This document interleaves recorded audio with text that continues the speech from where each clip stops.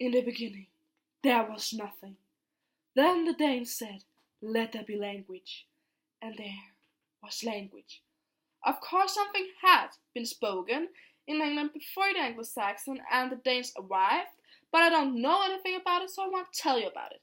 What I can tell you is that when the Anglo-Saxon and the Danes arrived, they did like ground to the English we know today. So, yay, Danes! Well, didn't the Danes and the Anglo-Saxon left, and in 1066 the Normans came into picture. The Normans is French people, and as we know about French people, they don't want to speak something that isn't like French. So the nobility spoke French, and the normal people spoke English, and the church spoke Latin.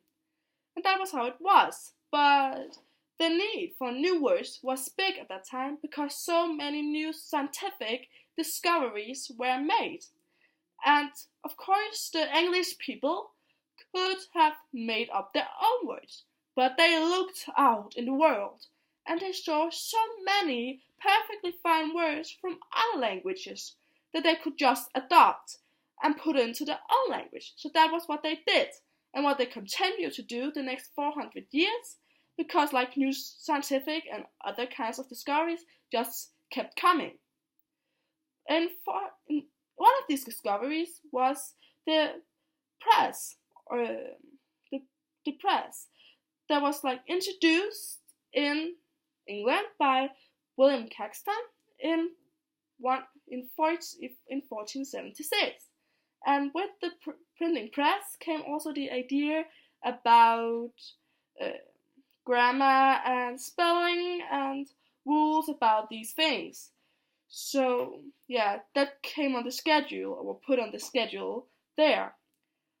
Something else that was also very much up in the time was the writers' concern for the future of their works, because they were worried about that when the big expansion that was happening to the English language at that time, their works wouldn't be understandable for the future generations.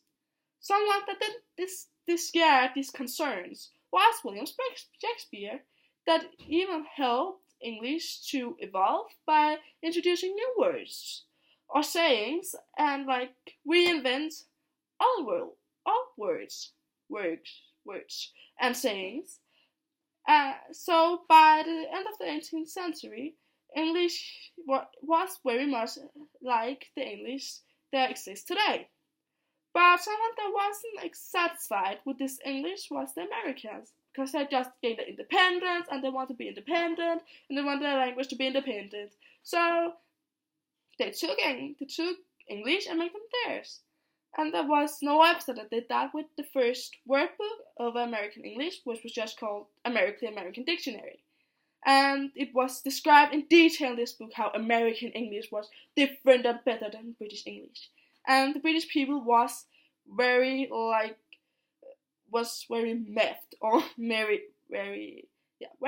miffed about these changes. They thought that the Americans ruined their English and the American English was bad, and they're still a little like this today.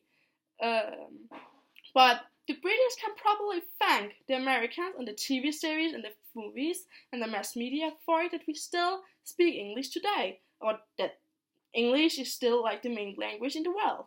Because without the mass media, we probably have spoke something else than English, or that English wouldn't have been the global language. Thank you.